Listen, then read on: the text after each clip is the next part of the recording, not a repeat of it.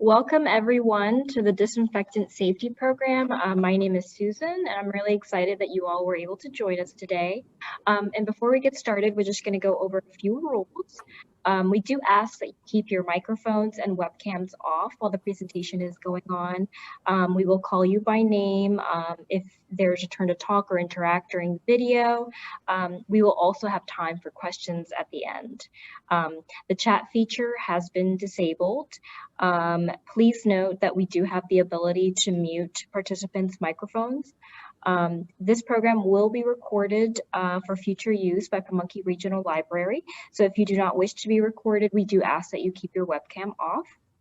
All right, so without further ado, I'm going to introduce our speaker and we can go ahead and get started.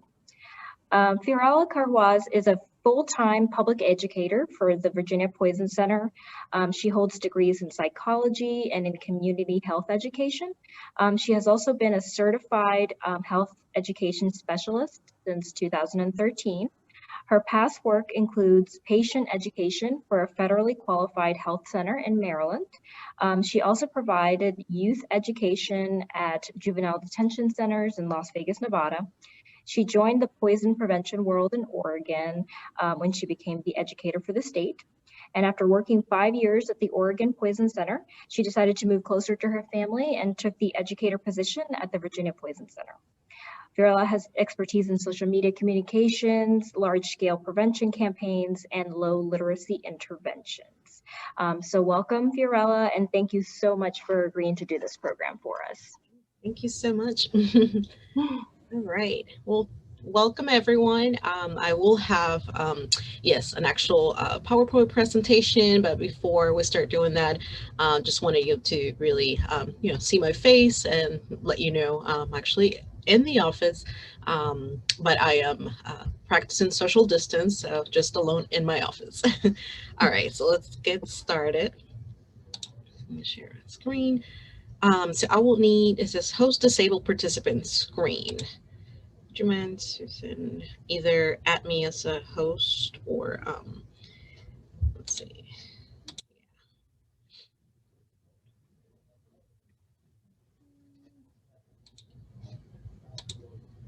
I know there are a couple ways. You can either add me as a host or, yep, there you go. Thank you so much. No problem. There you go. Everyone see the screen? Okay, you should see disinfectant safety during COVID. Yeah. Okay, great. So just again, really quick, I'm the public educator for the Virginia Poison Center. So the first thought, when people think of poison center or poison control, it's the same, but the first thought is the helpline, the poison helpline. But every poison center has to have a public education component to their center, and I handle that.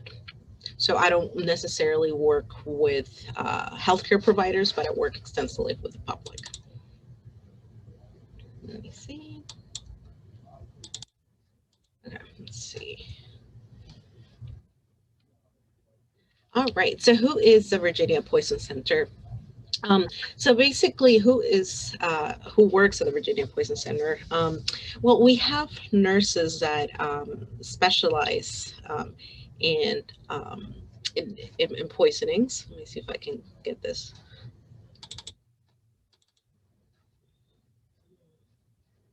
You able to see my whole screen? Just wanted to see. For some reason I'm having trouble. Let's see. Let's try this again. So I'll just go ahead and work this out. So we are a network of 55 poison centers right now, and who works at the poison center is, as I was saying, nurses, but they specialize in toxicology. So we have doctors, toxicologists, and they kind of serve as a backup for this. So we're going to talk about, COVID-19 and some common, I'll say, poisons that we see especially during this time. We're going to talk about a little bit of hand sanitizers and what we're seeing with this, and quickly go over disinfectant safety project. Okay, so let's see. Are you able to see the map right now? Do you see the map, or you just see the coronavirus? We just see the coronavirus. Okay, I'm working with a couple of the screens here, so bear with me. Okay, should be able to at least see the map right now. So what we do is, again, 55 points of centers, and what we do is we are all interconnected, and we work each one for their own specific state. And what we do is, hopefully, what we try to do is prevent poisonings from happening, and also, get the poison control number out for people to know what the number is. And who is served in Virginia? We went over the registered nurses, but some places they actually have, for example, this one is from one of my colleagues in Missouri. They also didn't put it here, but they also have pharmacists on staff. So what is a poison? So really is just anything that that can harm you. So a lot of people, the first thought to what is a poison um, is okay, it's probably just pills that someone overdosed on. But there's so many ways, so many different ways that poison can get into the body. And this one, for example, mouth, nose, eyes, and skin. So we don't really necessarily, when I say exposures, different routes for poisonings, I mean all of those different routes, not just the most common, though it is mouth, but not just mouth. Okay, let's see. So COVID-19 and poisoning. So one of the reasons why I wanted to, show this is because we are definitely seeing an increase in calls, just overall all poison centers. And what is happening is most likely, this is what we think, well, there's more cleaning substances at home. There's definitely more hand sanitizers at home. Kids are spending more time at home. And so probably just increased use and just access to a lot of household products. Think about increased stress and distractions, perhaps some what parents are doing, working from home and taking care of the kids. So you can imagine a lot of things going on, and this is kind of like a perfect setup for poisoning. And yes, obviously for children or even young adults, but also across the age span. So some of the things that we're also seeing, some rumors and misinformation that we also try to combat in, for example, in presentations or when we do some social media. All right, so I guess the bigger, one of the bigger topics here is cleaning or cleaners and disinfectants. They've always been one of the top, I would say, it changes between 1 and 3, but the top 3 calls, believe it or not, it's just cleaning substances, disinfectants across the board.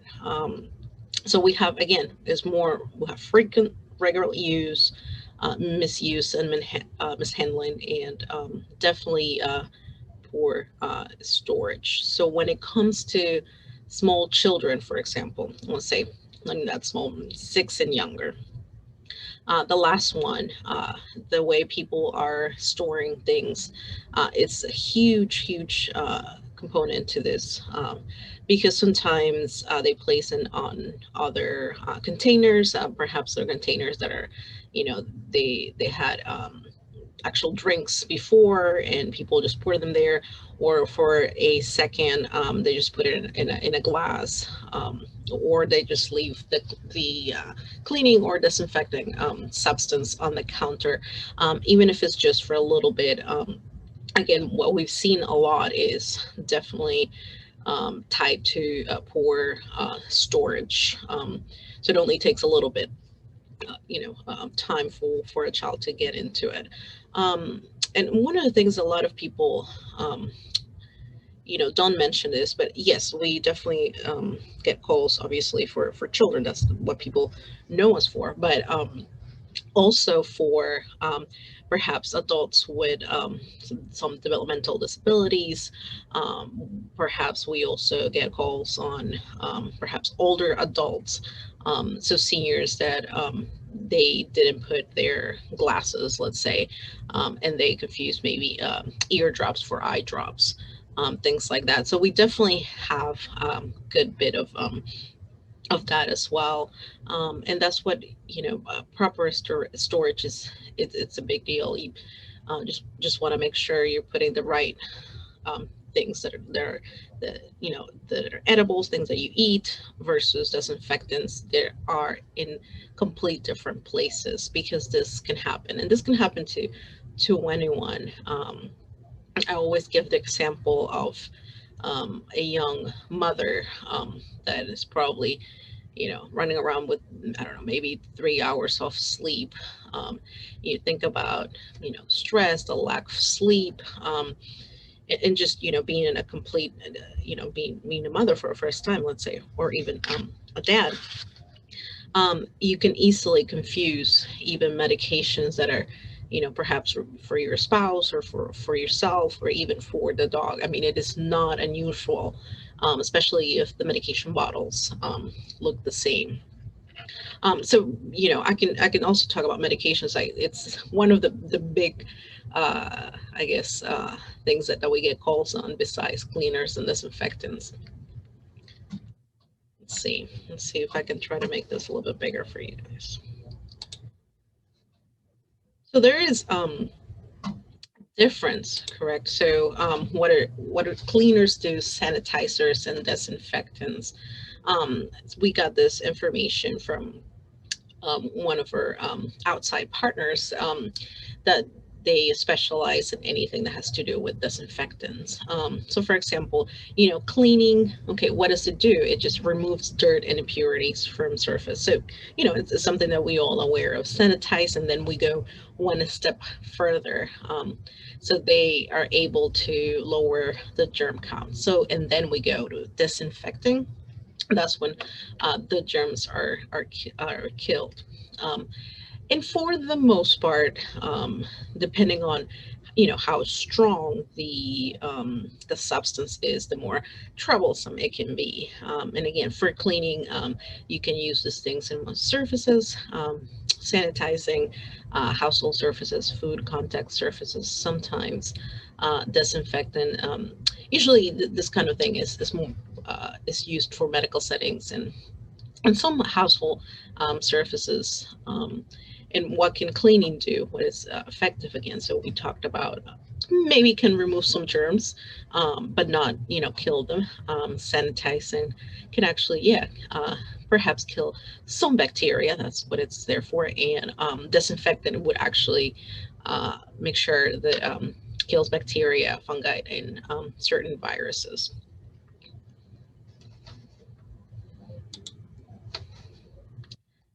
So one of the best things to know, um, when it comes to applying or how to use this product safely, sometimes we might forget, but it is important to open windows and ventilate. And yes, this is for the most part, for any cleaning substances. Wear gloves. A lot of people don't do that. Something you kind of have to watch out for. You never know. Irritations can occur. Read and follow label directions and dilutions. Do not use cleaning products on food surfaces or body surfaces.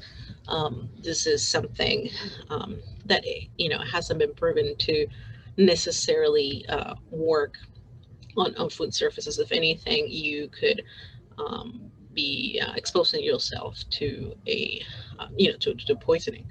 Understand the signal words on different products. For example, the signal words are, so caution, when something says you can read it. It says caution. That's usually slightly toxic.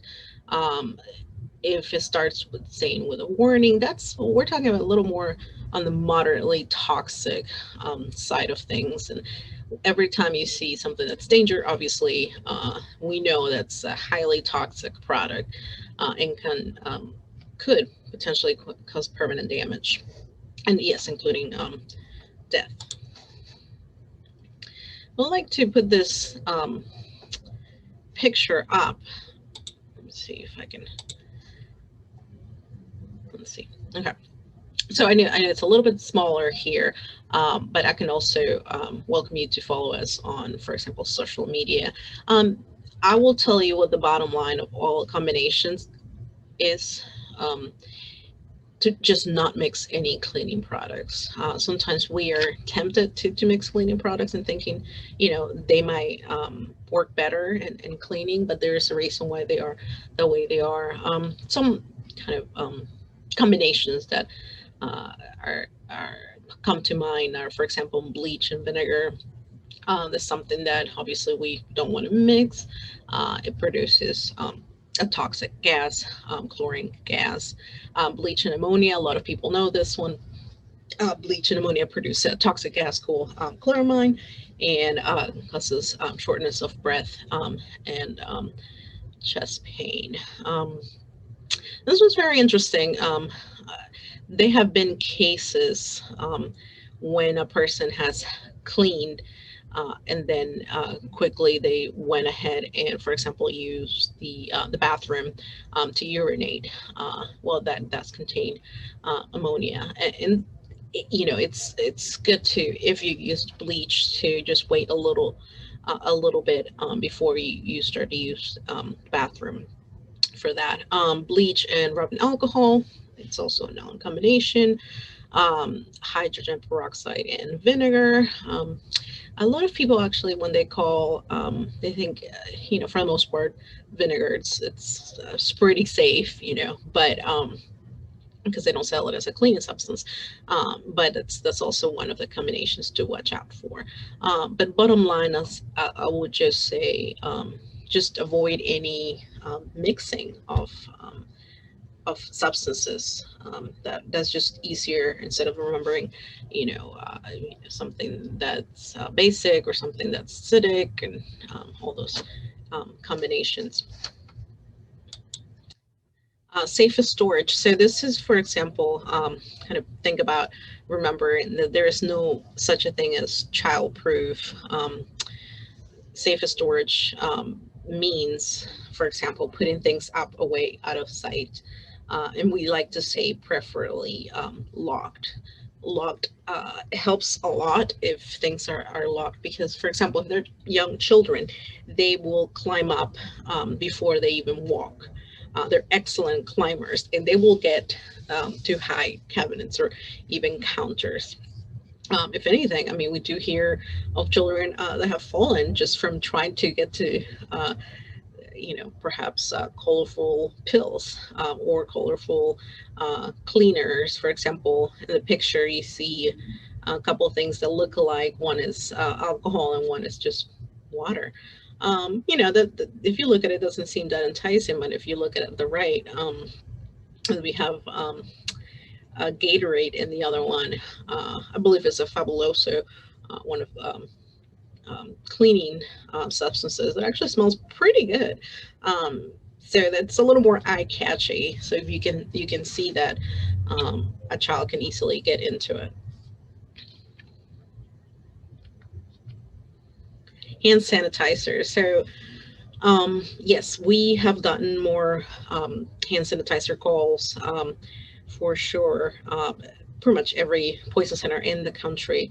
And there are some things that we are kind of more concerned with.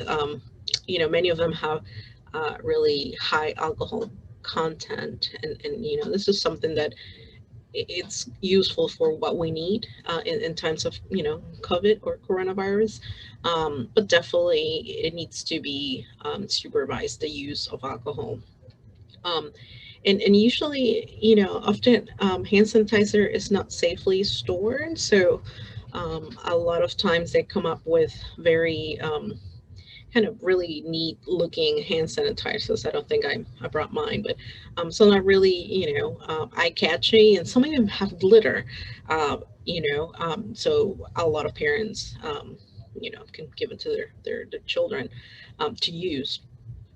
But imagine how it looks from a child's eyes. It looks glittery, maybe, for a second, then it smells good, obviously.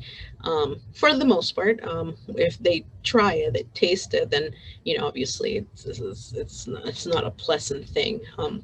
So there are a lot of different ways that one can prevent poisoning. So I would say one of the things, probably not to, if you have young children, not to buy those very enticing, really, you know, kid friendly looking hand sanitizers.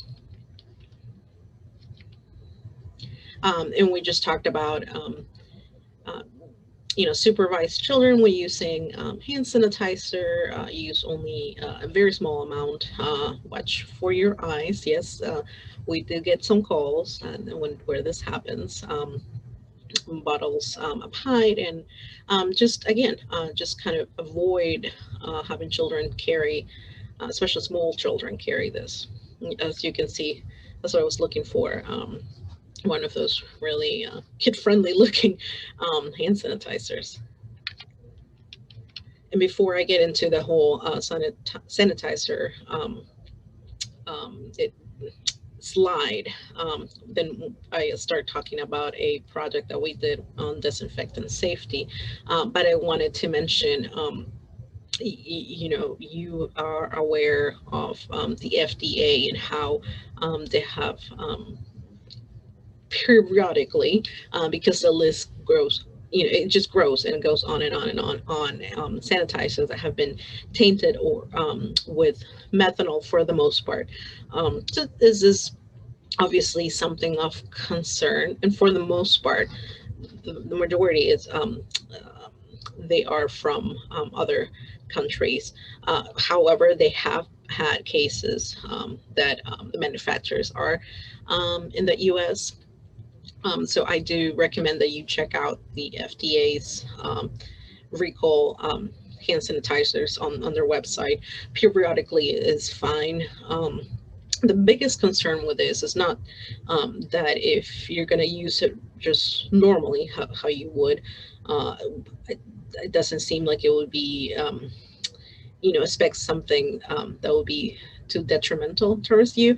But it's usually when person perhaps with an alcohol use disorder drinks this, because of the way uh, methanol hand sanitizers break down in the body. It's very different than regular hand sanitizers. So for the most part, that's kind of our biggest fear, more than just a simple regular use.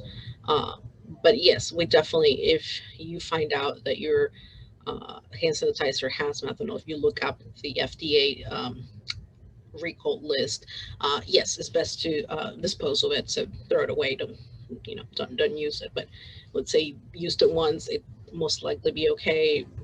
We just say, please give us a call, and definitely dispose of it.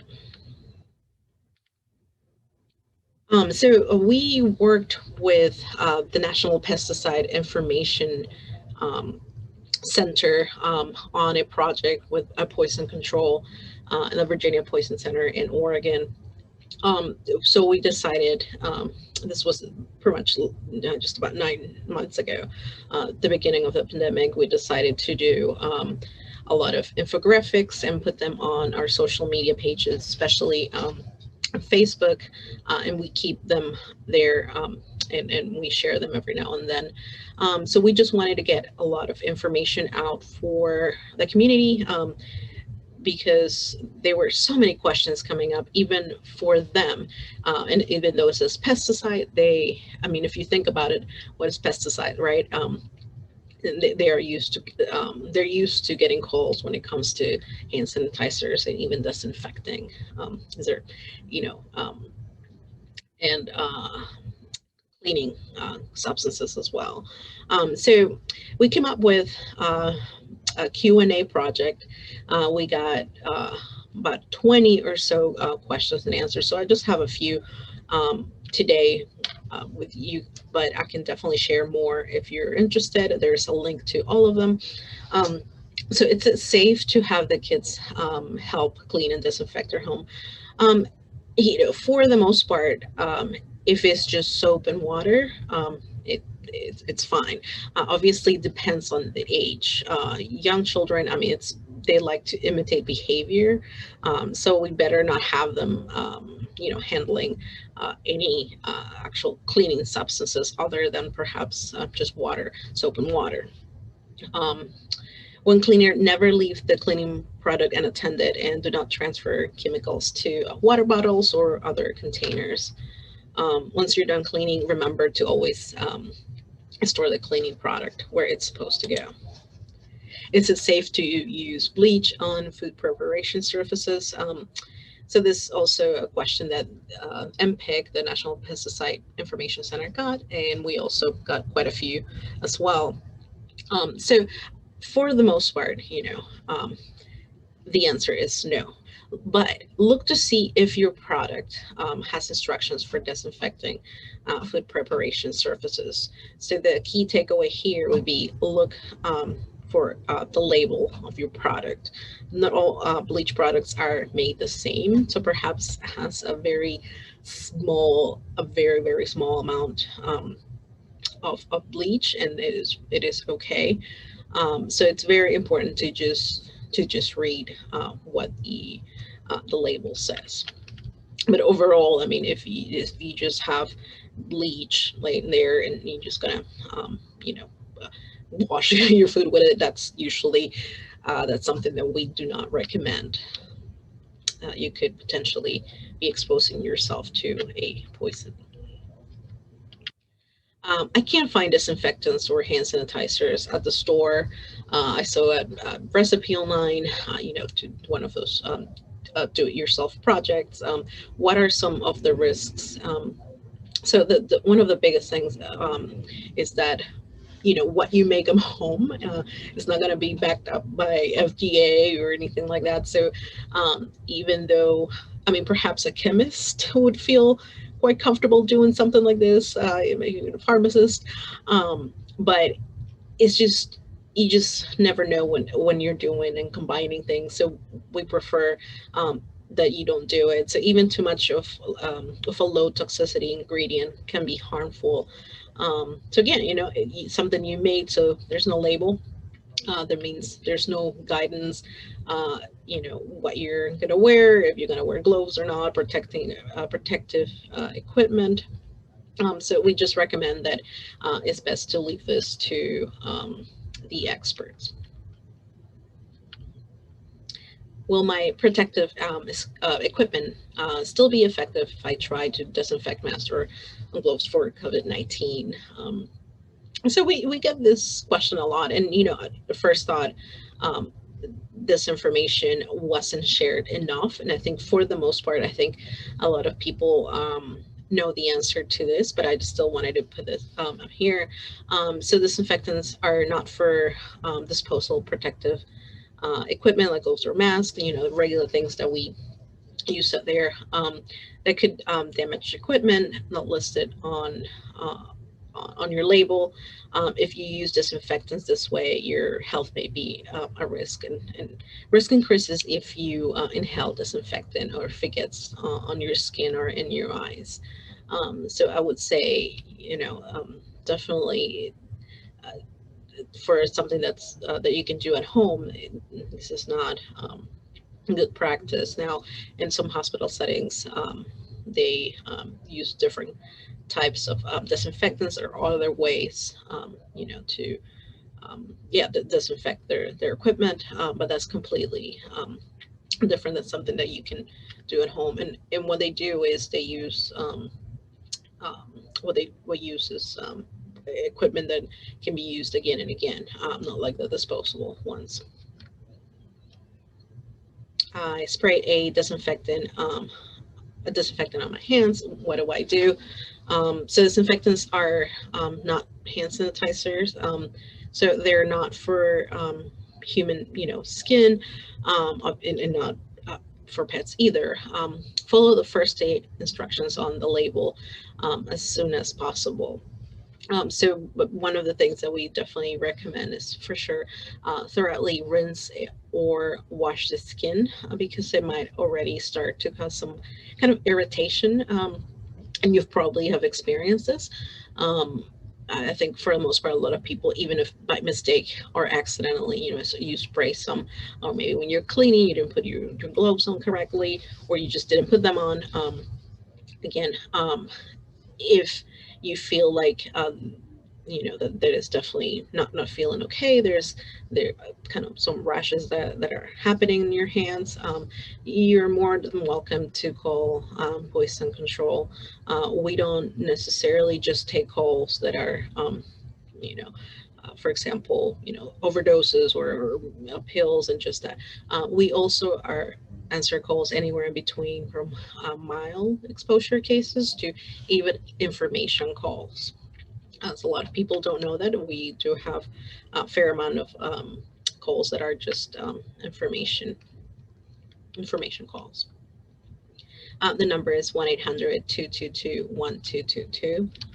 And for example, that number works anywhere in the U.S. So whatever you're calling from, you'll be routed to your closest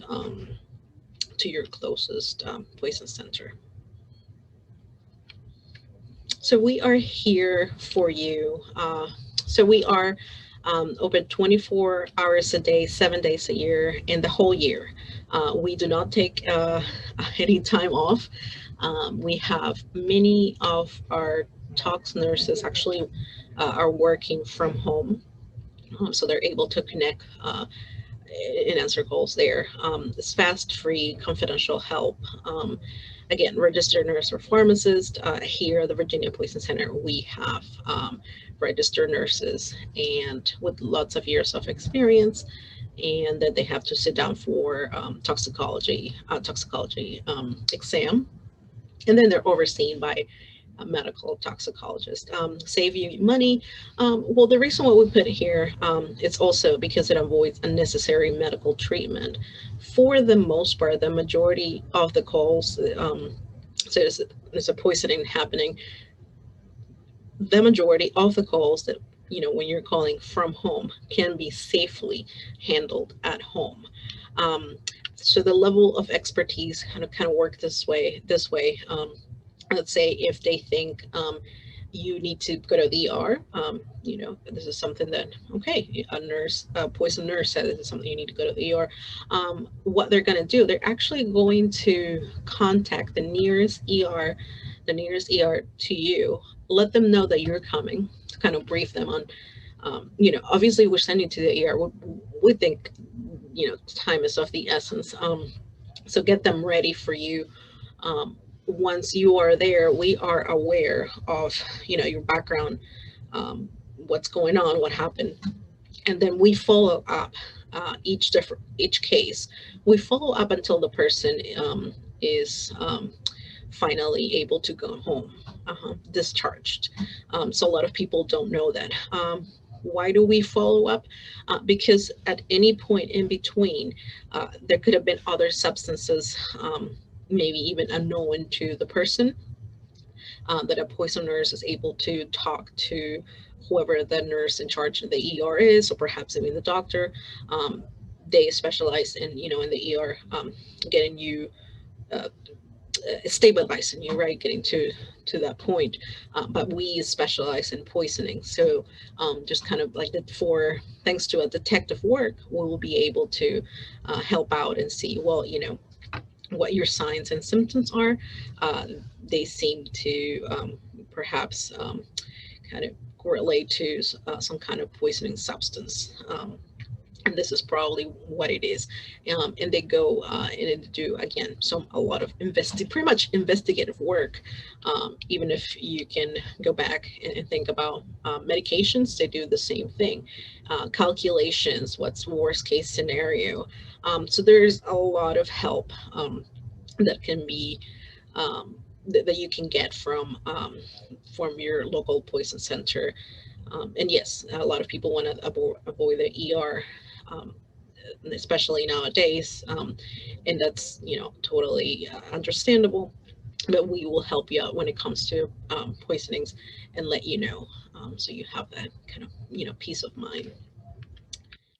So we are also on social media, as I mentioned. We highly recommend that you join us if you are Facebook or on Instagram or Twitter.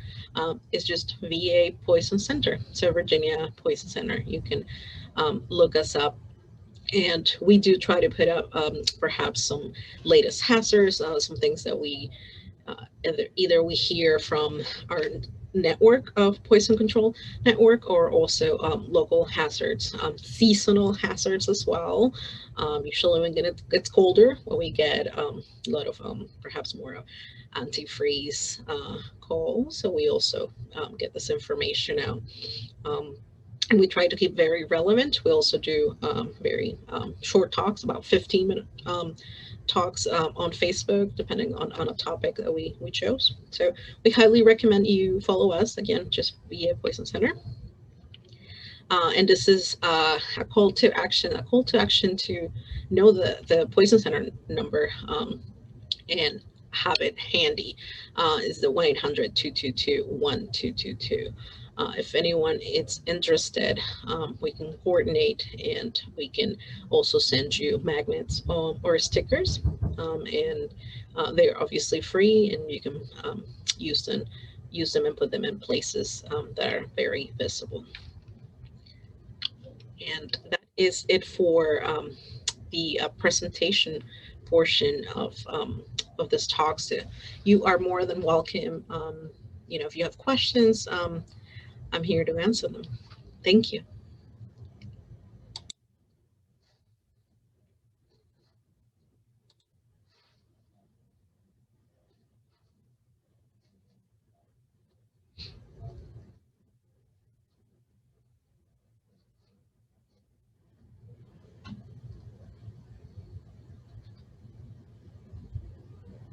Okay, and you all can go ahead and unmute yourselves if you have anything you'd like to ask Fiorella.